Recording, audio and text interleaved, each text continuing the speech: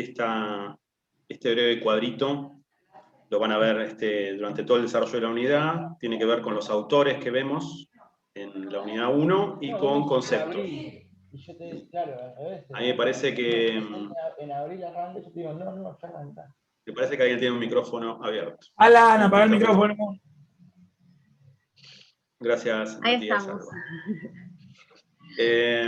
Bueno, eso, son 9 autores que vamos a ver acá en la unidad 1 y 6 grupos de contenidos, más o menos. Hoy vamos a abordar el primero, Cultura y Universo Simbólico y más Praxis, a partir de Cassirer, Caballero y Kosick. Creo que lo que nos plantea la unidad 1 es situar esto que llamamos arte, ¿no? Porque muchas discusiones que empezamos a tratar, a abordar, mucha opinión en relación con el arte, se descontextualiza, se despolitiza rápidamente, ¿no? Parece que no encontramos esos contextos o esa relación de dónde, desde dónde, en qué lugar, en qué momento hablamos de arte, ¿no? Si significa lo mismo en términos más esenciales o universales. Entonces, pensar el arte dentro del horizonte simbólico creo que es un poco el desafío de esta unidad 1, en donde está el marco teórico de toda la materia. Vamos a volver siempre a la unidad 1 haciendo un trabajo solidario en el territorio. En unos meses siempre vamos a estar pensando en la unidad 1 porque son los conceptos claves, y cultura particularmente, como vamos a ver, es prácticamente la base, ¿no? De este enfoque antropológico-cultural, es la base también de la materia, ¿no? Sí, es importantísimo esta unidad, si bien está muy cerradita, todos los textos se relacionan entre sí, es el marco epistemológico, y vamos a volver con estos conceptos en forma circular, cada vez ahondándolos más durante todo el año. Es muy importante porque es donde nos sitúa esta unidad, es desde donde nos paramos para decir lo que decimos.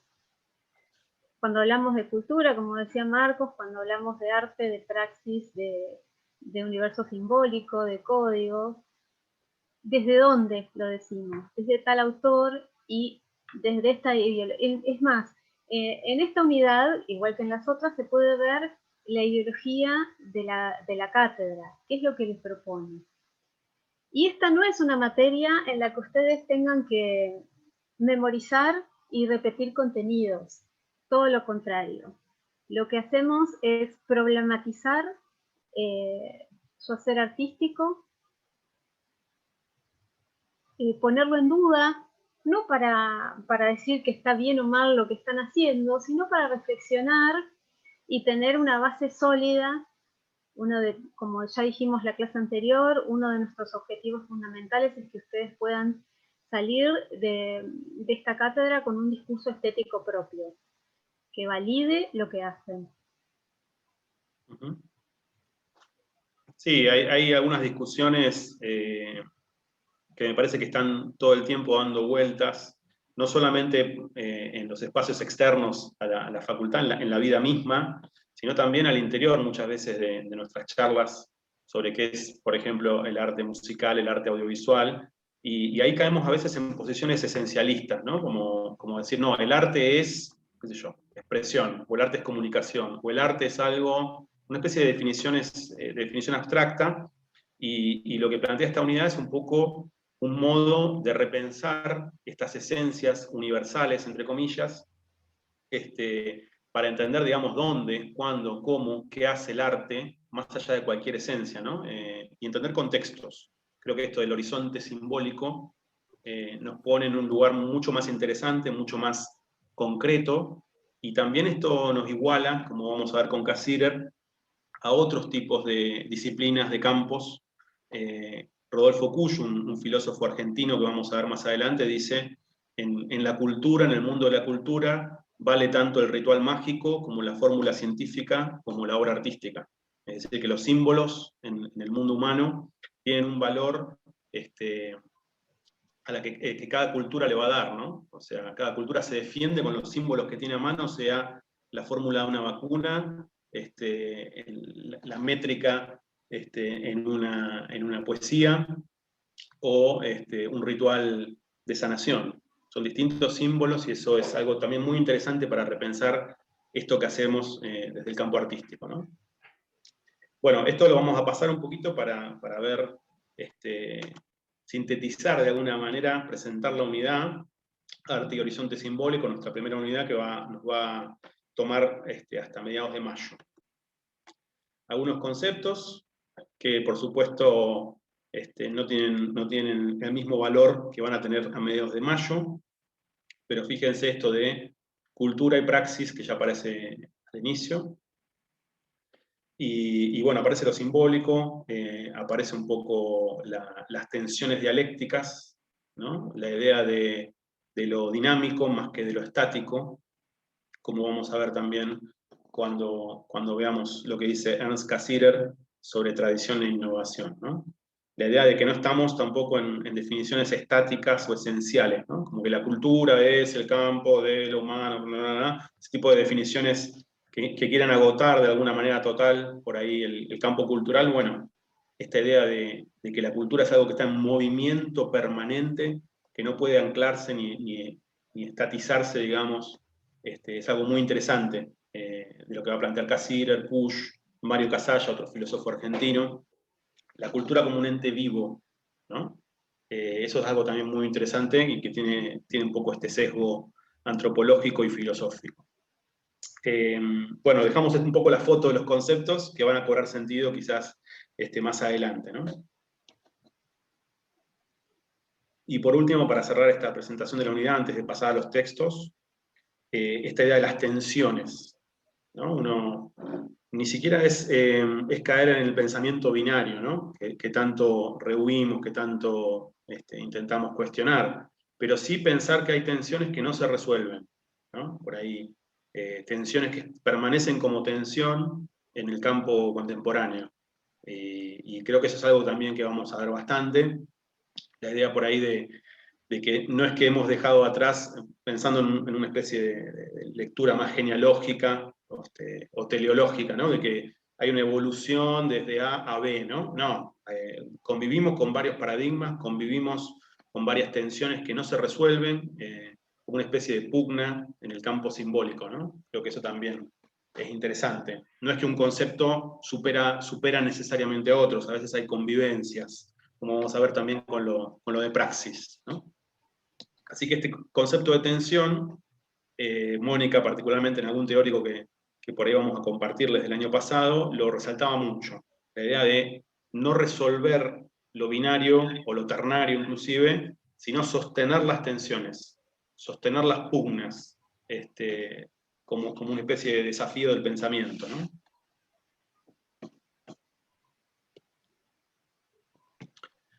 Bueno, ahí también, Gachi, compañeros, cualquier consideración, bienvenida.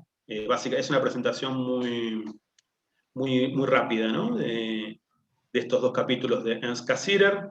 Ernst Cassirer, filósofo alemán que huye del nazismo en la década del 30, finalmente termina en Estados Unidos, digamos, en las universidades de Estados Unidos, y ahí escribe un libro pensado para estudiantes.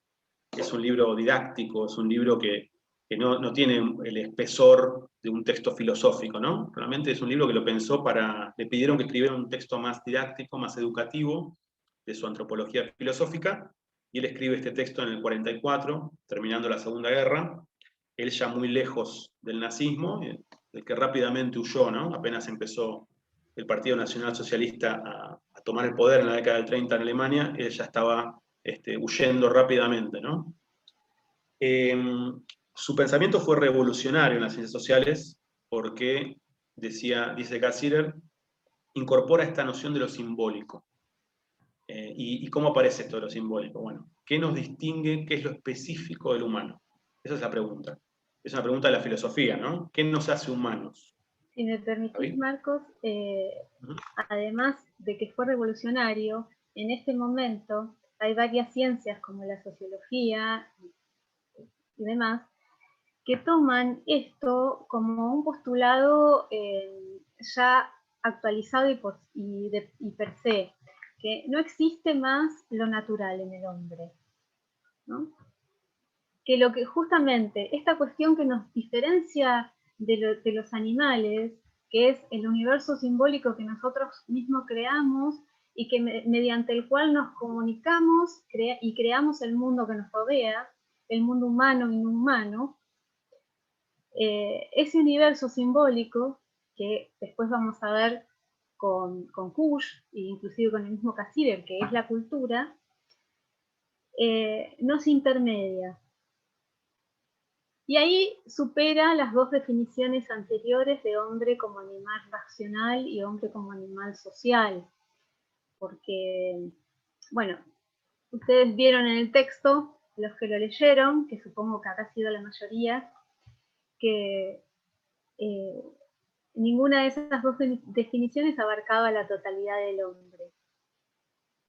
Pero además, esta distinción entre lo humano y lo animal del universo simbólico, lo que hace es configurarnos como hombres, esta capacidad de crear nuestro mundo, ¿no?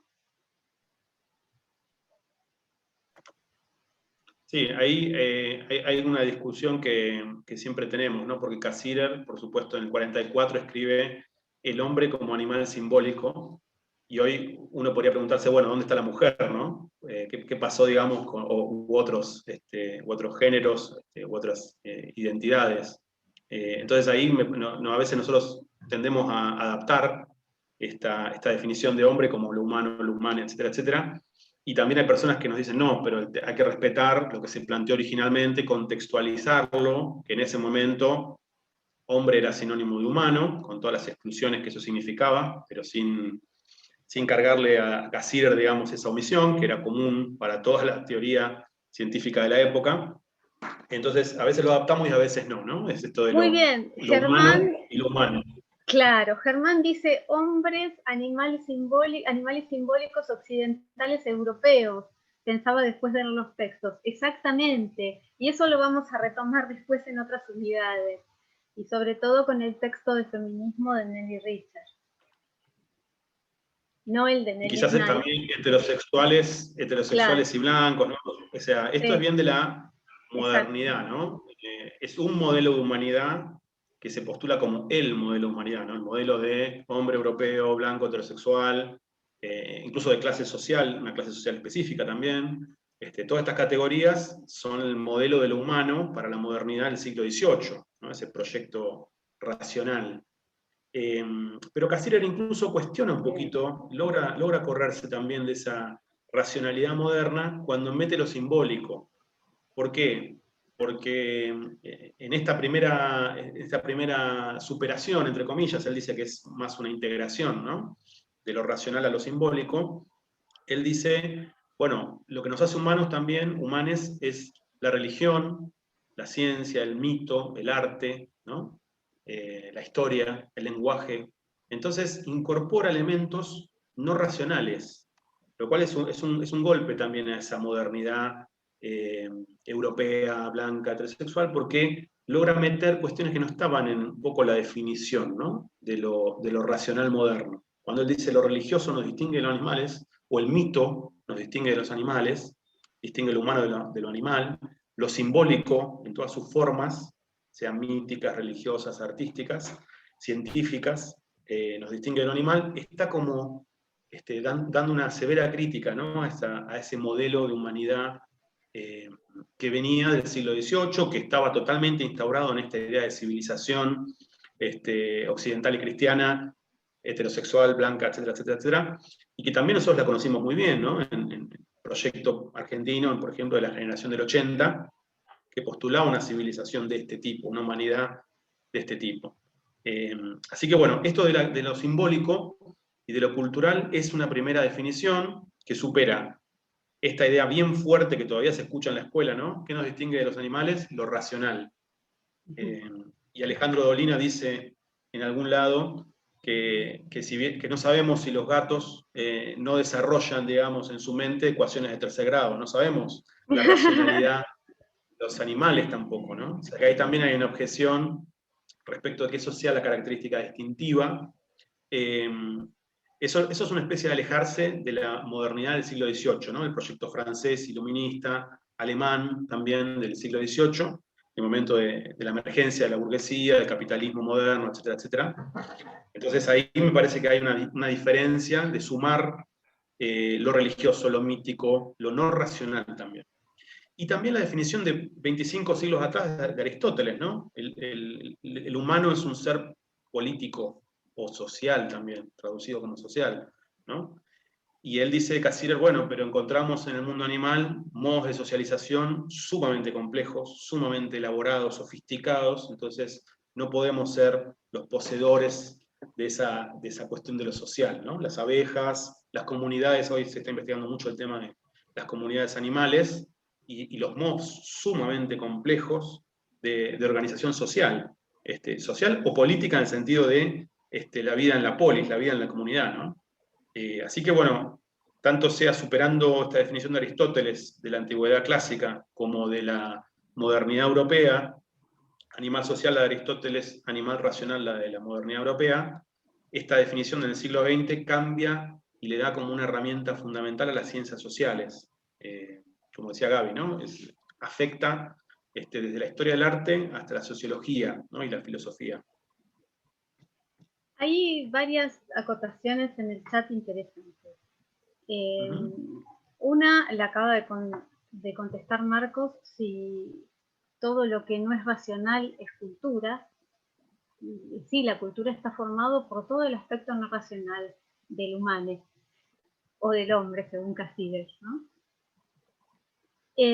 Antes de seguir con esta tensión dinámica entre tradición e innovación, que lo ponen en relevancia como algo muy interesante, me gustaría aclarar un punto, y que es que, a diferencia del animal, el hombre no reacciona, responde, pero esa respuesta no está demorada temporalmente.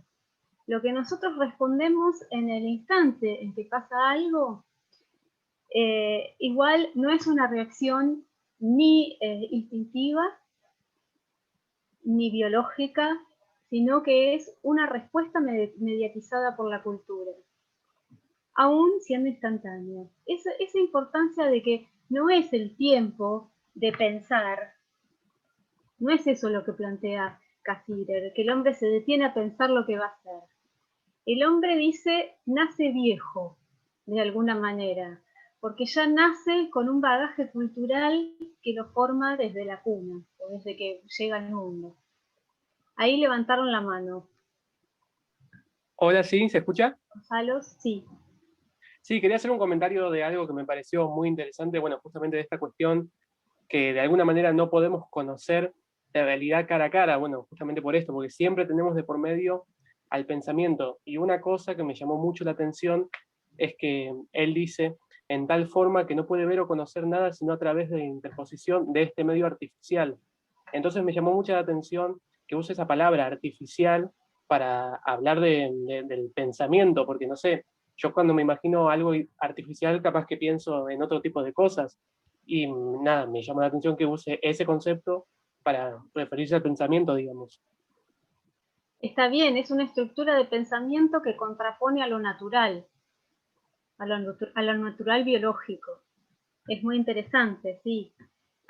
Sí, la relación con lo natural, digamos, la tendrían los animales, ¿no? Que miran eso que llamamos sol, que es un símbolo, la palabra sol, la imagen que nos hacemos es también un símbolo, todo lo que nos enseñaron sobre esa estrella que nos da luz, digamos, y nos da calor, también es simbólico. O sea, no podemos ver nunca ese objeto, la cosa, digamos, de las cosas del mundo natural sin lo simbólico atravesándonos, como si fuera una especie de malla, como si fuera una especie de máscara que tenemos y a través de la cual vemos todo. Por eso es artificial, ¿no? O sea, como decía Gaby, es lo opuesto a lo natural, a una relación natural.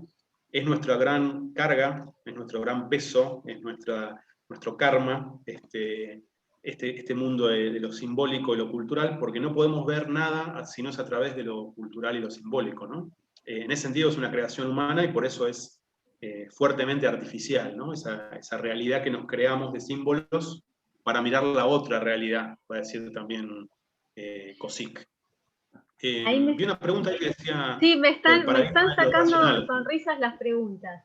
Me interesa mucho lo que están poniendo. No, hay uno que decía el paradigma de lo racional. ¿Qué es el paradigma de lo racional? Y es la racionalidad europea del siglo XVIII, ¿no? No tanto de Descartes, que quizás todavía está influenciado por algunas cuestiones religiosas, sino de la Ilustración francesa, de Kant también, racionalizar el mundo, que todo esté atravesado por la razón. Imagínense qué lugar le queda, por ejemplo, a lo religioso, a lo mítico, a lo sensorial, al cuerpo, pensando en lo racional. Lo racional de alguna manera es conciencia, es control también, e incluso hay una racionalidad instrumental, que no es la razón, pero sí es parte de la razón moderna, que es una razón de cálculos, ¿no? Que es pensar todo en términos de números, de cifras, de fines en vez de medios, ¿no? Por ejemplo, hay una cosa que siempre contamos, que es interesante, que si nosotros pensásemos esta clase en términos racionales, instrumentales, no veríamos personas, crecimiento, aprendizaje, debates, emociones, compartir cuestiones de la universidad, no veríamos ningún valor, ninguna emocionalidad, ni siquiera ningún concepto profundo. Veríamos números, veríamos que hay 250 participantes que equivalen a una cantidad de cupo del WhatsApp Contenidos, del aula web, de puntos para conseguir cargos docentes. Si pensásemos desde ese punto, desde ese tipo de racionalidad, desde el cálculo, que es uno de los atributos de la razón, de alguna manera limitaríamos un montón toda la experiencia humana, ¿no? Y eso es ese tipo de racionalidad es la del siglo XVIII, la racionalidad de los filósofos franceses, alemanes, que llegaron hasta nuestros días, que influenciaron en el pensamiento de la época, ese tipo de racionalidad muy atravesada por el cálculo, muy atravesada por una conciencia controladora, por supuesto que oculta sus orígenes civilizatorios, blancos, heterosexuales, de clase social, etcétera, etcétera, ¿no? Ahí siguen las preguntas, me parece. Hay millones de comentarios muy interesantes, pero me tengo aportes reflexivos que están súper interesantes. Muy interesantes y se nota que hay lectura. Sí, y lo que me parece importante de los aportes es que entre todos están haciendo el ejercicio que se espera que se haga en esta materia, que es esa palabra que a mí me encanta, que es le están dando espesor a los conceptos que se están trabajando. O sea, no se puede decir que una cosa es eso y nada más, sino que es una compleja red que arma ese concepto, ¿no? Y me parece que ustedes, al estar interpelando desde todos los lugares esa palabra, la palabra cultura, o la cuestión del símbolo, la palabra racional, o lo que es lo racional, están construyéndole el espesor y la están actualizando también a través de la lectura del texto. Así que súper interesante el ejercicio. Me gustaría situar algunas terminologías. Cuando dicen por ahí que entonces el hombre, la reacción, la respuesta del hombre sería una reacción mediatizada por la cultura. En realidad no digamos reacción, sería una acción, ¿no? Mediatizada por la cultura, no reacciona el hombre. Y esta cuestión de lo antinatural como oposición a lo natural, yo no lo diría de esa manera y tampoco lo dice así Cassirer. Lo que podríamos decir es una construcción simbólica, una construcción de la realidad, no como algo natural, sino como algo construido por el hombre. Y retengan esta frase y este punto cuando lean Nelia Knight para la clase que viene, que van a ver cuando ella dice que no hay ojo inocente, que todo con lo que nos relacionamos está mediatizado por la cultura. Algo tan natural, entre comillas, como nos puede parecer el hecho de ver, en realidad no lo es. Es una construcción de qué elijo ver.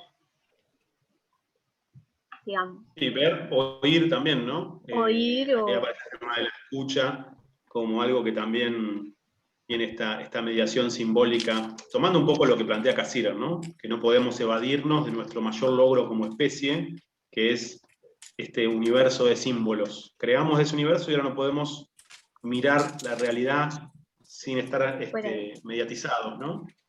Y la otra cosa importante de este texto, que es sumamente motivadora, es esta idea, bueno, que acá aparece incompleta en el texto, que es cultura como ente dinámico y orgánico. La cultura no es algo fijo, porque está atravesada por una gran tensión entre formas reproductoras y formas creadoras.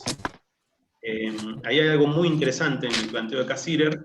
Esta tensión entre tradición e innovación quiere decir que hay formas que conservan los valores y formas que intentan romper, que crear nuevos valores, nuevas formas, ¿no? Pensemos en el arte, que esto es, por supuesto, bastante más visible que en otras formas simbólicas, es más visible que en la religión, por ejemplo, en donde tiende a pesar más la tradición que la innovación, pero está esta tensión en todas las formas y en la cultura, con lo cual uno también podría decir que la cultura no se puede definir de un modo estático, no se puede decir, la cultura rioplatense es esto, precisamente por su carácter dinámico, por los aportes, por lo que hace la nueva generación, ¿no? Cuando discutíamos el año pasado el trap, había un montón de planteos y debates sobre esto, ¿no? Bueno, pero entonces, si la cultura está todo el tiempo siendo renovada por una generación nueva, por un grupo nuevo, si entra todo el tiempo símbolos nuevos que interpelan los viejos valores y que a veces los dejan de lado, ¿cómo podemos mapear la cultura de un modo estático? Y no podemos, precisamente por esto, ¿no? Por este valor de la innovación rompiendo todo el tiempo. A veces también la innovación, o lo que es innovador hoy, por supuesto, se convierte en canon, tradición, academia, institución. Es decir, que esa tensión va a estar todo el tiempo también corriendo sus símbolos, ¿no? Lo que hoy es tradicional, lo que hoy es innovador, mañana quizás es tradicional, ¿no? Algo así se habla siempre de las vanguardias, ¿no? Es decir, no, porque las vanguardias históricas que tienen todavía gestos revulsivos, subversivos, corrosivos, gestos que todavía tienen un valor fuertemente revolucionario, y sin embargo están muy academizadas, ¿no? Las vanguardias del principio del siglo XX. Hoy se estudian en las escuelas, por hablar de algo que habla de la tradición, ¿no? Ya son parte de la tradición en un punto, algunas vanguardias. Siga bien. No, sí, como lo interesante que al saber que todo este universo simbólico es una construcción y que nacemos viejos y que le damos todo eso, al concientizarlo podemos introducir la sospecha de si eso es realmente así. Y al introducir esa sospecha, al ponerlo en duda o al revisarlo, podemos innovar, seleccionando lo que nos gusta de esa tradición y creando formas, cosas nuevas o arte con lo que no queremos o no estamos tan de acuerdo de ello, ¿no? Profe, ¿puedo hacer un aporte o algo que... Hay una parte en el texto que dice, la cultura humana tomada en su conjunto puede ser descrita como el proceso de la progresiva autoliberación del hombre. El lenguaje, el arte, la religión, la ciencia constituyen las varias fases de este proceso. Y yo pensaba ahí esto que hablaban hoy de la racionalidad y un poco de dónde viene todo ese pensamiento más, lo que habías dicho del siglo XIX, y me parecía esta cuestión de la autoliberación que me parece un poco todavía como idealista en el sentido de que queda todo en el ser mismo. Un poco eso trae también la filosofía más, esto de Kant y otros que han sido más criticados y por ahí pensaba también esta cuestión de que por ahí le falta la dimensión política. O sea, si hablamos de esto de autoliberación y demás, como, no sé, medio abstracto, pero por ahí sí. No, totalmente. Aparte, el hombre como animal simbólico es una definición universalista. O sea, partiendo de que hay una especie de premisa que intenta abarcar todas las culturas, todos los momentos, ¿no? Como una definición bien constitutiva, ya ahí se ve un poquito esta marca. La época impide ver a Cassirer, digamos, o le impidió ver a Cassirer de alguna manera las luchas que hoy llamamos decoloniales, todo el proceso de liberación, por ejemplo, real político de los países de África y Asia se da a mediados del siglo XX. O sea, hay naciones en África que se se termina independizando en 1975, ¿no? Pienso en Cabo Verde, por ejemplo, 1975, no es el siglo XVIII, no es 12 años de esclavitud, es que eran colonia de Portugal, o lo que pasó también con Shanghái, por ejemplo, ser colonia inglesa. Todavía hay residuos de un colonialismo que hace que esto de la liberación humana, esté totalmente como fuera de, como que no llega a conectarse con una realidad política, ¿no? De pueblos que son sometidos por otros pueblos, naciones por otras naciones, etcétera, etcétera, ¿no? Hay una especie de hombre en abstracto ahí. Así que está muy bien, Nahuel, que lo marques. Yo creo que el texto no puede desplegarse de la tradición de la filosofía alemana, con la que intenta romper, pese a todo, intenta romper con Kant, con todo ese idealismo, pero sí sostiene cosas de su propia tradición filosófica y no se mete en los debates que conocemos desde Latinoamérica, ¿no? Que claramente vemos desde Latinoamérica. Así que está muy bien. Es un texto que hay que leerlo con esos reparos, ¿no? De abstracción, universalización, cierta despolitización, es real, ¿no? Muy buen aporte. Tenemos que seguir, me parece, como para poder presentar, aunque sea los otros dos textos, y ya vamos a la noción de praxis en estos 15 minutitos que nos quedan. Salimos del universo simbólico, de las formas simbólicas de la ciencia, el arte, el mito, la religión, la historia del lenguaje y la tensión entre tradición e innovación, y nos metemos con otro concepto que lo aborda Mónica Caballero, que lo aborda Karel Kosík. Mónica Caballero, argentina, filósofa contemporánea, y Karel Kosík, filósofo checo, que tuvo su auge, checo-marxista, que tuvo su auge en la década del 60, ¿no? Este concepto de praxis es clave para pensar qué es lo que estamos haciendo acá, qué hace el arte, ¿no? ¿Cuáles son los efectos de la acción y del hacer del arte, y por qué pensamos esto de lo teórico y lo práctico, ¿no?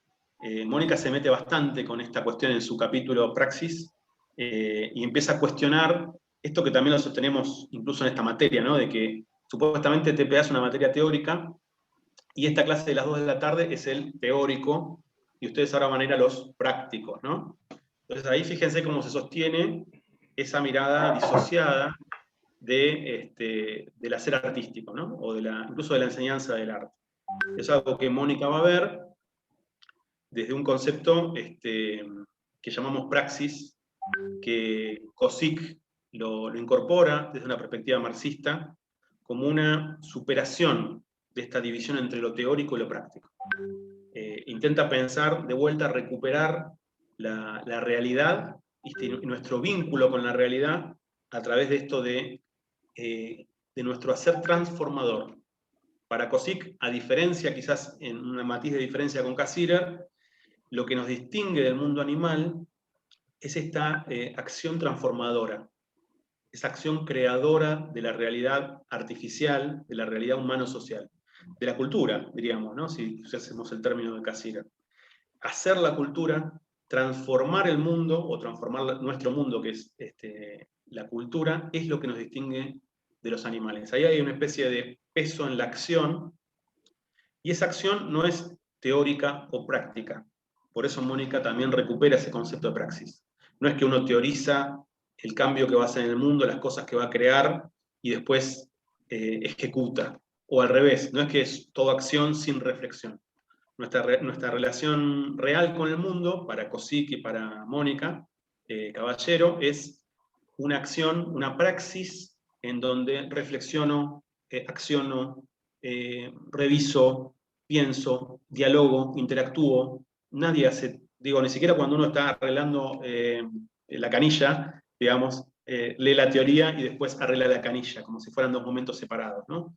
Hay una cosa mucho más compleja en la acción humana, que por comodidad positivista dividimos en teoría y práctica, pero que es una especie de reducción muy grande, es decir, que hay cosas que son teóricas y cosas que son prácticas, cuando en la práctica hay reflexión, hay conciencia, hay teoría, y en la teoría también hay acción, efectos de la acción, diálogo, reflexión, práctica, Entonces es un poco este concepto, ¿no? Que está en la facultad también y que queremos interpelar de alguna manera.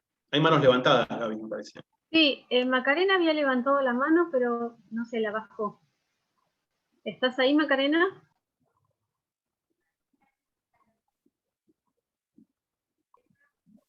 Bueno,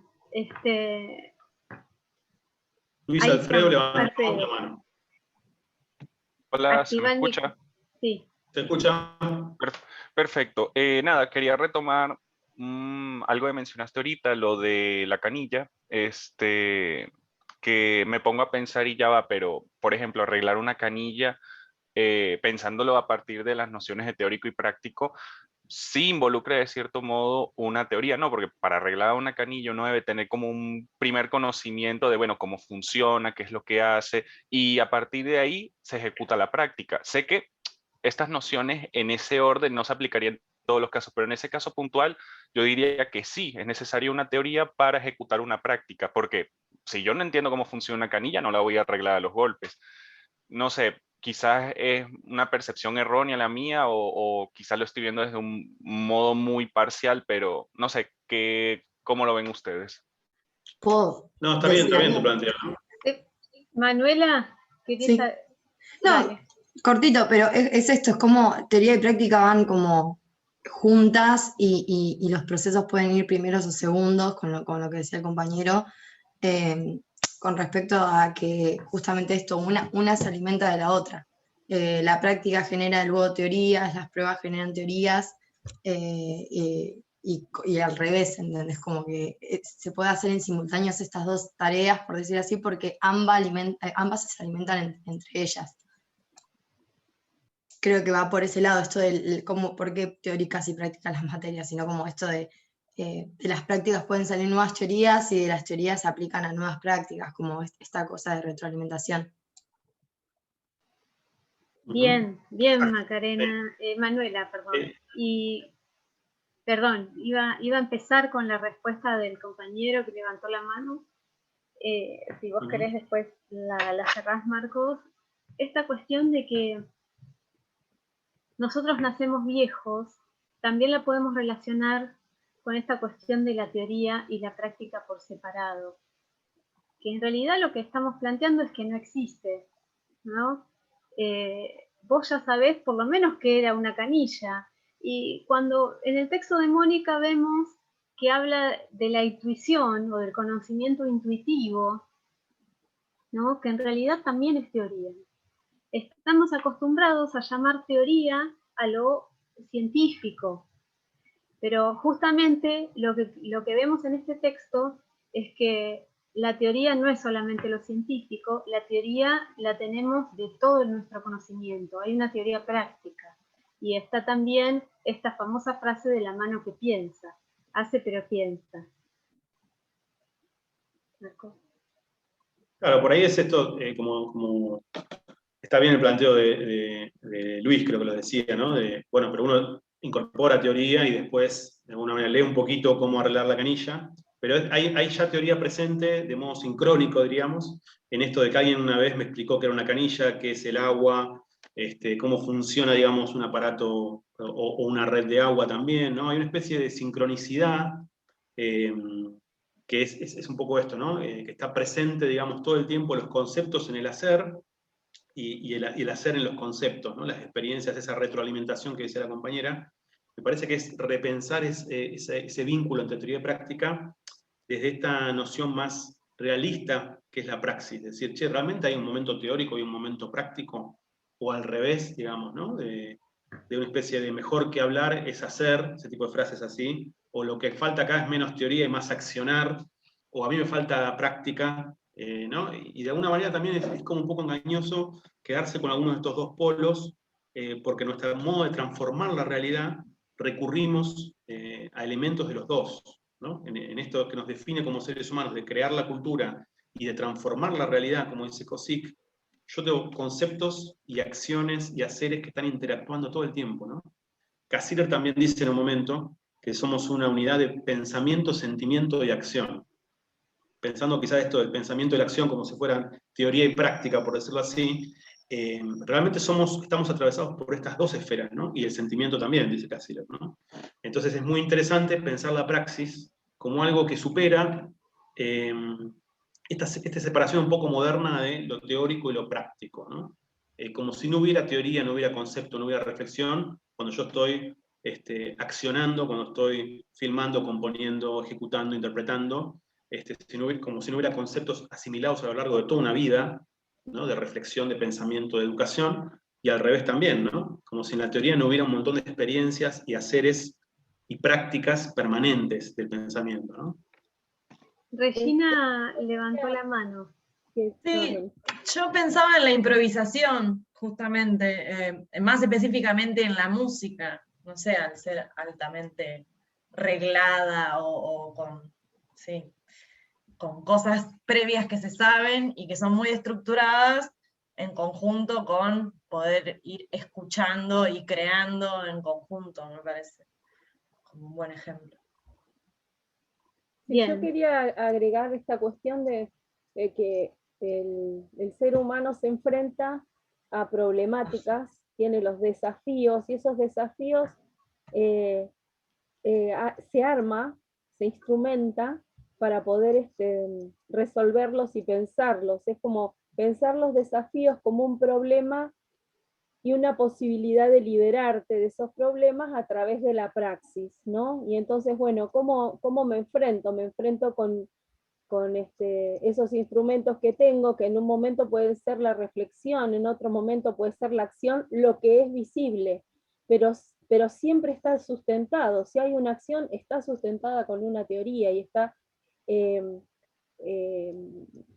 como mecanizada o movilizada por un sentimiento, ¿no? Para dar una respuesta a esa problemática. No sé si complico mucho, pero es como para redondear que de verdad estas cosas están imbricadas, o sea, que praxis es una imbricación de teoría, de práctica y de sentimiento, ¿no? Y que es político también, porque es una respuesta hacia una problemática que en general tiene que ver con una incomodidad y con una necesidad de responder a esa incomodidad. Entonces, desarrollamos cultura. Bien, acá hay muchos comentarios muy acertados de los compañeros. Sí, el caso de la música es un caso especial. Esta relación de las prácticas o los talleres prácticos en que se habla en el texto, por ahí son más específicos para artes visuales, ¿no? Para pintura, para escultura, para artes plásticas, que para música. Aunque en música podríamos ver la misma relación que están poniendo en el chat con el jazz, o esta diferencia entre música académica como la música teórica y música popular como la música práctica, ¿no? Y la cuestión de la intuición que plantea el texto es como algo que encerramos, un saber teórico que encerramos en esa palabra. No es que no tenga saber teórico, ¿no? Bueno. Sí, hay como una especie de decantamiento de la experiencia y de conceptos que en algún momento se transforma como una especie de dimensión de la intuición, ¿no? La intuición, como decía Gaby, atravesada por un montón de experiencias procesadas, digamos, y por conceptos también, que los fui incorporando, los fui integrando de tal manera que parecen como algo casi improvisado y al mismo tiempo es el producto de todo un laburo, ¿no? Bueno, sí. ¿Puedo hacer un comentario? Sí. Yo creo que por ahí se mezclan dos cuestiones, digamos. El hacer se puede aprender haciendo en ciertos espacios, como por ejemplo el arte, pero bueno, vos diste el ejemplo de la canilla, y un ejemplo por ahí que es práctico, que por ahí mezcla dos cuestiones de una técnica. Digo, por ejemplo, no sé, se me ocurre, yo tengo acá un libro de plantas que dice: por cada planta que es venenosa, lo sabemos porque alguien la probó, alguien se murió y alguien tomó nota, ¿no es cierto? Entonces hay cosas que podemos saber haciendo pero hay otras cosas que necesitamos remitirnos a la experiencia previa porque no podemos correr ciertos riesgos, digamos. Entonces la teoría es una experiencia previa de alguien que tuvo una experiencia, por supuesto, o vio una experiencia y tomó nota. Digo, en el caso del arte, podemos hacerlo porque si tocamos mal el bombo no matamos a nadie. Pero en otros aspectos de la práctica humana no podemos decir, bueno, vamos a poner una turbina, así vamos a practicar, porque vamos a conocer cómo se hace una turbina haciéndola, y no, porque vamos a hacer volar todo, digamos. Entonces, es como, por ahí, el ejemplo, por ahí, sea complicado por eso, digamos. Sí, sí, incluso ahí aparece un poco esto de la tradición, ¿no? Ya volviendo casi de que también la tradición son esas experiencias acumuladas que como generación, como grupo cultural, como especie, también, digamos, tomamos la construcción de nuestros antecesores, ¿no? Alguien probó esas cosas, probó esos frutos, probó ciertos materiales, y nos pasó la crónica, ¿no?